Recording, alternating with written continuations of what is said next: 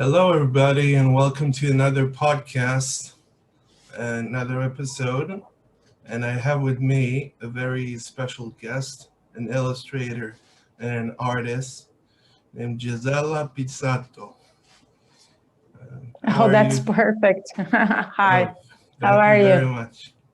I'm good. So, can you tell me a little bit about yourself and about your work?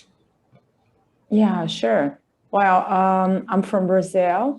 I live in the same town I was born, which is Campinas in São Paulo state. I've been studying art since I was 11. And in 1998, I became an art teacher where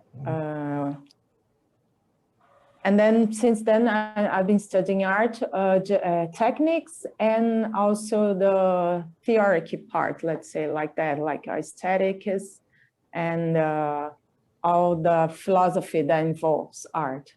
Uh, Today, I work mainly with manga and as an illustrator. I have my own art school, which I run and I teach. I think that is all. Okay, I that's think it, great. So, when did you first start painting, start drawing, wanted to use your imagination? well, I started back when I was, I don't know, since I was a little kid. And when I have, when I was 11, my parents decided to put me in an art school. So since then, I guess. Okay, so why why did you choose to become an artist, and what was your formal training? How did it look like? Well, that's a very good question because I never choose to do that. I decided to be to work with history. Actually, I was graduated in history in the university here in Brazil, and I was decided to to work as an archaeologist, but it didn't work because I was already working with art. I was already teaching art when I was in college, and things just go that way, you know. Mm. Uh, I did many courses of techniques, so I learned how to draw. I learned painting, gouache, watercolors, acrylics, well, lots of stuff. And that was my, let's say, formation. I didn't have Yeah. actually, I didn't go to college to Mhm. learn how to paint or something like that. Mhm. So why did you know about the existence of manga and anime and Japanese cartoons before you you began to take an interest in Yes, I drawing? did. Actually, I had when I started as a classic art teacher, you know, drawing, shading, graffiti, this kind of stuff. And I had a student. She was very interested in manga style, and then I got to know that kind of stuff. But I was not into it. I was, you know, I was always interested in comics, and I used to love New Game on Sandman and all that books of magic and all that Mm-hmm. stuff. But manga was not my thing, let's say. And she brought me some stuff, and oh, this is cool. But I never thought about that. And then on 2001, I have a great friend who now he's in Australia, living in Australia, but he used to be a teacher, art teacher of here in Brazil.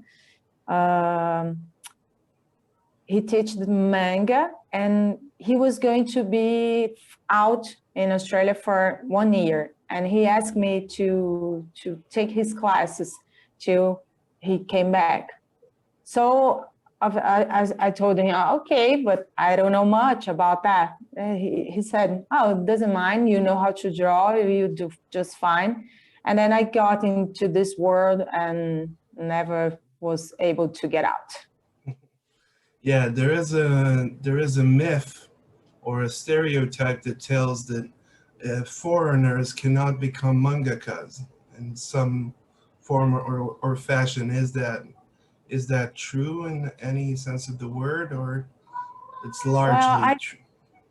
Yeah, no, I think it has somehow truth in that, because Japanese market is a very, very strict one. They have many artists, and it's hard to get in, and especially for foreigners, because you have to, manga is not just an art style, you know, it's not, oh, I draw very well, I know all the techniques, I know how to make manga. It's not just that.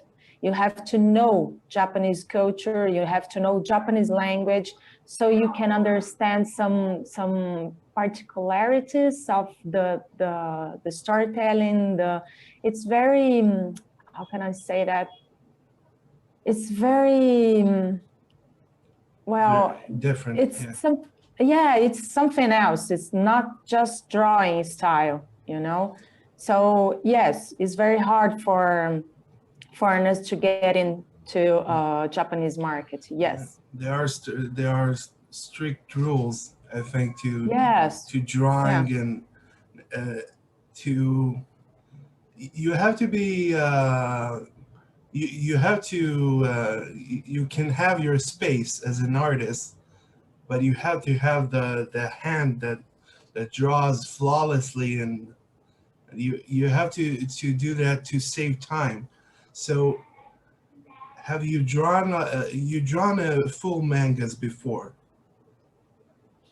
Yes, I did, Yeah. but I'm in short stories, you know. I'm working now in a very, well, I think it's big story now, which is called Divine Sparkles, which is a web manga. I never did web manga before, so this is my debut doing that. I'm learning while I'm doing that. And it's a very long story. I used to work with short stories, really, because of my life, you know. I have the school to take care of. I have two kids. One is 5, the other one is 8. So it's kind of crazy, you know.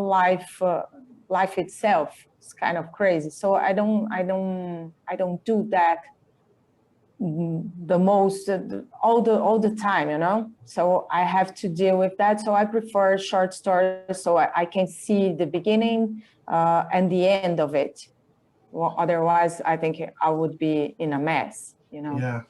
So let's look at some of your works, and Okay. I compiled here.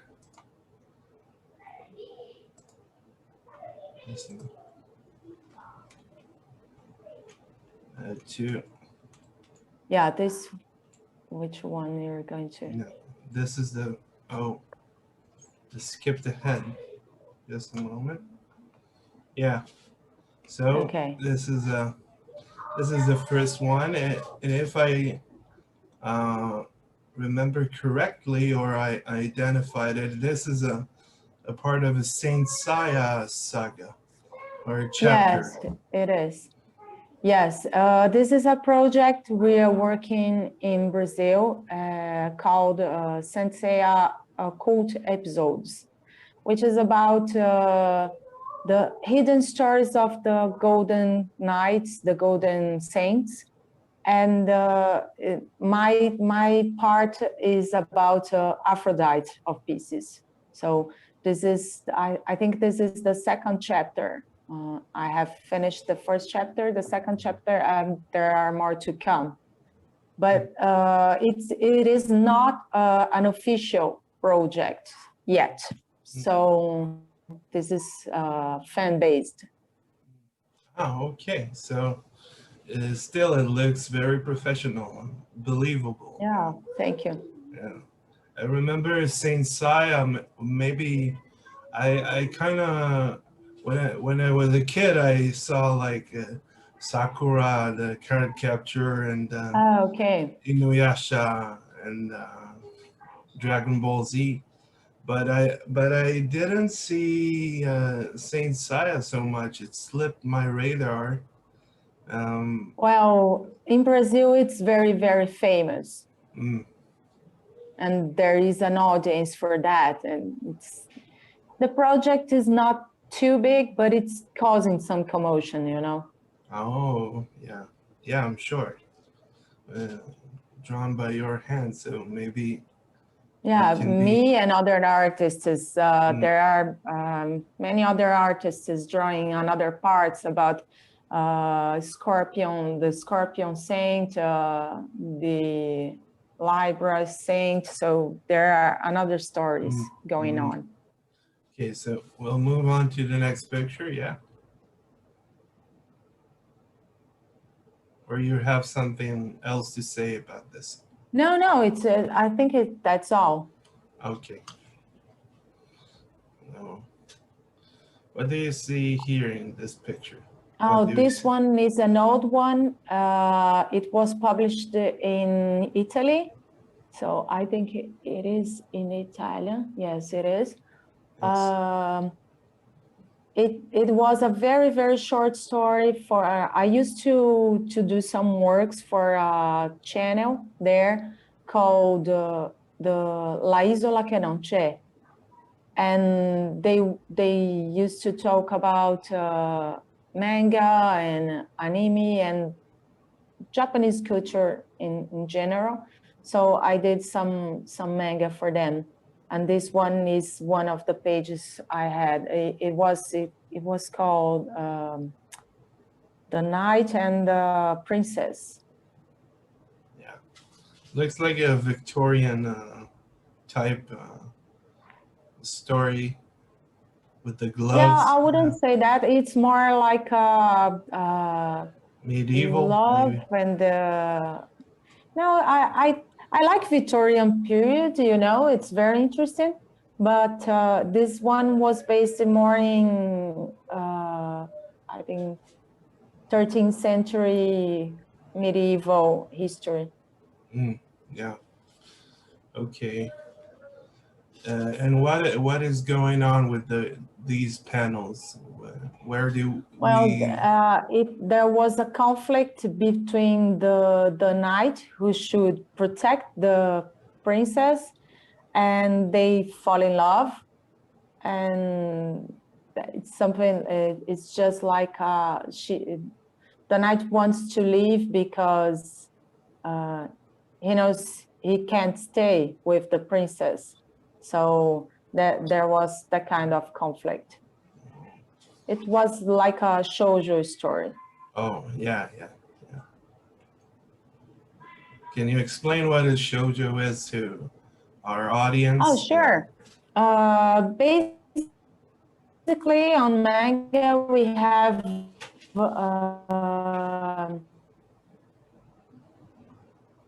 two types. The biggest, we have a lot of stories for girls and stories for boys. And when I say girls and boys, it's teenage stories. So shoujo is the stories for girls, and shonen would be the stories for boys. Just like this one, this is chapter 2. This is finished for Senseiya, and this is shonen stories. This is an example of a shonen story. Yeah, it's beautiful. It's very eclectic. Yeah, Yeah, you apply. this one is finished. The other one we had no screen tones. This one is the whole Mm, process finished. yeah. So what is going on in these panels exactly? So, Oh, this is a story of Aphrodite meets. He's at Andromeda Island, and he will take care of the seal, and one of the seals that I'm not sure how to say that in English, but anyway, I'll try it. So anyway, he goes there and he finds this warrior, which is, it escapes me the word. In just a sec. The Ladybug Knight. It's a young girl, and he has to deal with her before to meet the Demeter goddess. So this is the beginning of this arch. It's very interesting. This one is... And this one is The Weight of Water. It is a short story I published here in Brazil. And it's about a mermaid who's trapped and she doesn't remember a thing. And then she starts to realize she's trapped in a bottle that greedy captain wants to use her as an ingredient for everlasting life potion. And the woman who appears here is the witch, and he will save the mermaid because she's good and because she has some debts with her father, with the mermaid's father, which is King Neptune. It is a short story. Yeah, I think very it's interesting. 36 pages or something like that. This part is the beginning of the chapter where the sea witch talks to the captain.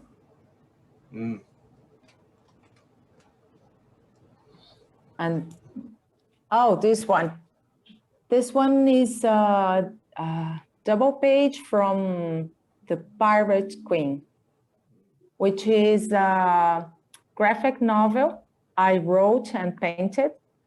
And the drawings and the art is by a partner in here I have in Brazil called Bruno View. We published it in Brazil, but it was first published in Ireland. And in 2013, it won the first prize for best illustrated book. Yeah, that's wonderful. Yeah, it's about Gracie O'Malley, the pirate queen. It's and I can see story. why. Yeah. Oh, it's a real story. Very nice. Yeah, it's a real story. Can you tell me the story a little bit? Yeah, sure. It's the life of her, of that woman. She was it's like a princess in a clan when Ireland was, let me remember, 14th century, I guess. And it's, Ireland was divided still in clans, even if England was ruling over it. And she was the daughter of one of the chief clans, so we can say she was a princess. But her clan was based on the west coast of Ireland, and they ruled all the sea there. And she had a dream to be in the ships with her dad, but she was a woman, so she couldn't do that. So once she cut her hair and dresses like a boy, and she got into one of the ships. And then her father said, okay, you will be with me in the ships, but you have to deal with your mother because I know she won't be happy. Anyway, and yeah. And then she did very well. And by the time her dad was dead, she had a very big fleet, a lot of men under her orders. And she had some problems with the first minister of England, who was trying to strangle Ireland that time. So she was Okay. in jail. Her land was confiscated, and all that stuff we see in Irish history. But she succeeded in going out of jail, and she was the first woman Irish woman to meet Queen Elizabeth I, and they got along very well, and she got free, and that was like that. It's just her life, and it's very, very interesting. Mm. Yeah. But it's a story of pirates, you know. It's just fun. It's just fun. Yeah. Shooting and swords and that kind of stuff. And this is the Brazilian cover for this graphic novel. It was 96 pages. Yeah. Yeah. So it's a full-length graphic novel. Yeah, it's a long one. This one. Yeah. When I don't have to draw, so it's okay. I just wrote it and painted, so it was kind of easy. This is The Weight of Water. Yeah, this is The Weight of Water, the cover of it. Yeah, cute. It was published. Very cute. Yeah. It has also the bookmarks. Yeah, yes. We made some bookmarks and some posters too. Can you tell me about this? This is a cover for the Two Girls book. It was made for a contest of Medibang. Do you know Medibang? Yeah, I heard of that. Yeah, it won the second prize of the contest. I don't remember the year now, maybe 2018 or something like that. It's a book cover. I like doing book covers. Mm. So it's a light novel or a graphic novel or it's a tale. It's a short tale about two girls, very different girls in the Edo period, and their lives just got together by accident, and a lot of stuff going on. It's a serious tale, so for grown-ups, let's say. Okay. All right. Okay. Not much to talk about that. Yeah. This is an illustration for the movie. Cecilia. Yes, it's the how do you? I don't remember now. Oh my God, the name of the novel. It's a novel by Jane Austen. Jane Austen. Pride and Prejudice. Pride and Prejudice. Yeah. Yes. It is. Oh. So I don't get the connection to Pride and Prejudice. It looks more modern than a Victorian era. It's a scene. It's a scene where she was in the. Have you seen the movie? But which Pride? Yeah. But with the beautiful girl. I don't remember her name. I don't know, the brunette one. There were a couple of movies, yeah.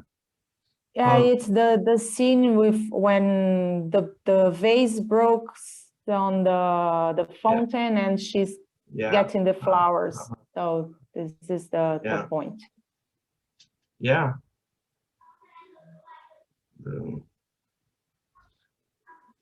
It was made in watercolor, and I love working with watercolors. So yes, it's very, very beautiful. It is. Thank you. Enchanting, I think, in many ways. It's a great classical piece, or yeah, it's more classical. I gave it a manga air because manga is really simple to work with, especially characters. And I try to be more classical on the clothes and the flowers. Yeah, more traditional. Yes. This is the cover. Oh, this is the cover of the Yeah. first chapter of Sensei. Yes. And I thought it was also very interesting. It has that JoJo's Bizarre Adventure vibe. Yeah. Yeah. It's very, I don't know, ambiguously. Yeah. It has the Pisces, the astrological sign. Yeah. And I liked it very much. Yeah. Like Yeah, it was flowing. made all with Copic markers, which I use a lot for manga pieces. This piece I'm working on, Divine Sparkles, it is all painted with Copic markers. I prefer the traditional media, than digital. Yeah. Yeah. I figured it. What is So this? this is Divine Sparkles. Divine Sparkles. This is the cover of the preface. This will be launched probably July or now the end of June. I'm not sure of that because the story is not mine. I'm just doing the art. So the author is taking care of releasing and all that stuff. I'm just doing the art. But it's a story about RPG stuff. Okay. It's based on an RPG or it's No, it's not based on anything. It's just that kind of RPG universe. When you have mages and knights and powers, that stuff. Yeah, it's very, very popular. Nowadays, you have the 7 deadly sins. Yeah, just like that kind of something stuff. like that. Yes. Yeah. Overlord, which is a kind of RPG. Yeah, I like to say like Lodoss War, which is very classic. I don't know if you know that. I think I know that, but it's not coming up right at this moment. So. Well, it was very famous some time ago. Okay. It's not new. And now we have. Because I'm an old people. Oh, no, you're not old people. I like old stuff, and I'm old. Okay, me too. I gotta say that. So now we have an Israeli character, Wonder Woman. Okay, yeah, Wonder Woman. Yeah, I love Wonder Woman. I love the traditional one. I don't remember her name now, but that Diana. Yeah, no, the actress who made Gal Gadot. No, the old one. I told you I like old stuff. One. Yeah, I like Gal Gadot too. But I don't remember. Yeah, but do you know which one I'm talking about? I always use her as the model. The old TV series. Yeah. Yes, this one. Yeah, I can't remember her name. Yeah, I always use her as the model of my Wonder Womans. I like drawing Wonder Woman. I like her clothes. I like what she represents. I like it. It's a character I like. She's a classical character. Yeah, I think so. A Greek goddess. Yes. In many ways, yeah. And she's drawn in a manga Western style, not exactly manga and not exactly Western. Yeah, something like that. Something between, yeah. Between, yeah. Just please say it. No, I'm just expressing my opinion. I don't know if it's true or not. Yeah, I think so. I painted with watercolors too, so it gives it some kind of lightness or. Yeah, it's very pretty. Yeah. Very assertive. Yeah, I like this. It's like a rock album cover. Something like something that. like that. Yeah. It has that vibe. Yeah. Yeah, not L7, but something like that. Yeah. Yeah. Okay. She has a little silver gray lining. She's maybe a little older. Yeah. Wonder Woman. I think it's just the way the watercolors work. When Okay. we work with blacks, we usually don't put it plain black, you know.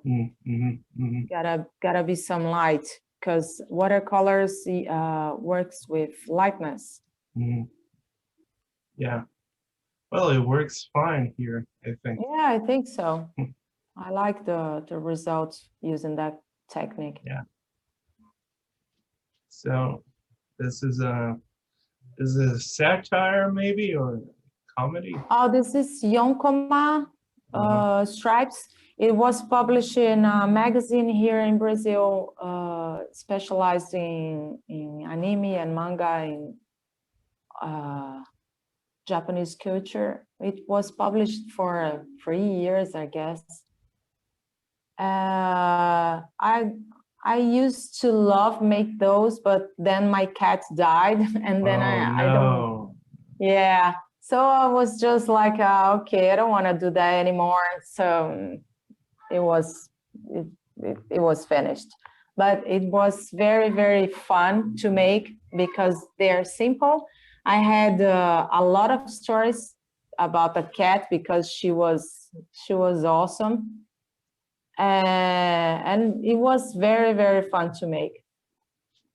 Yeah, it's nice to have something simple to inspire your art. Yeah, it is. It was daily stories. You don't have to reach outside. You can look inside. What do you have? Yeah, yeah. This is, I gotta say, this is my favorite one by far. I'm glad because this is the last piece I made. It was finished this week. I think on Monday or Tuesday. I don't know. I know. So I'm glad because things are coming better. I love Joan of Arc. Really? I love her story. I love her character. She's an inspiration, I think, to me because she represents the spirit of art in many ways. She's the rebellious, she's the avant-garde. She doesn't give a damn. She has her purpose. She fulfills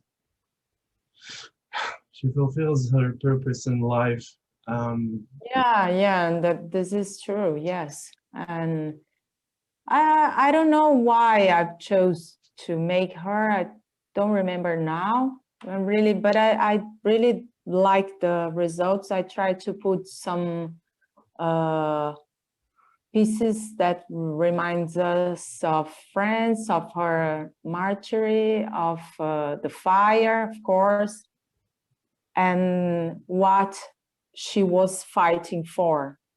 So that's why on her sword we have a stain of blood, where Jesus would be crucified, because the sword looks like a cross, and so I put that stain there to remind of what she was after. It is absolutely amazing. The composition and the construction and the textures are so fine. It's enviable to me, I think, but also I admire it so much. I wanted to say, it reminds me a lot of another manga, which you probably know, called Claymore. Yeah, sure. Yes. I didn't read this one, but I know Claymore. Sure, it's very famous. It's a great manga, but the character of Joan of Arc is such an inspiration for me. Like, yeah, it's a powerful character, right? Truly. Okay, so I'm gonna stop sharing. And I think we had a lovely, lovely conversation. And I am so fortunate to have met you and talk with you about your art. Yeah, Um, thank you. Thank you so much. And I'm going to say to my audience, thank you so much. And Thank you. we'll see you in the next chapter. Thank you.